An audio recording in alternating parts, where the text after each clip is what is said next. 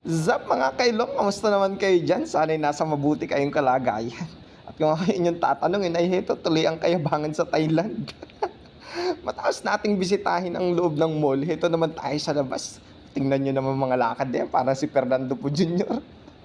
Titingnan natin yung ating food court na pinatayo at malapit na daw ang pista rito sa Thailand. Eh, tayo naman ay yagyag ng pagpapagawa ng food court. At habang tayo naglalakad-lakad, yun na nga, nakita tayo ng estudyante natin kasama ang nanay niya. Kakahiya ka, uy. At yun, nakita natin yung mga kuliglig, kulisap, tipaklong, salagubang.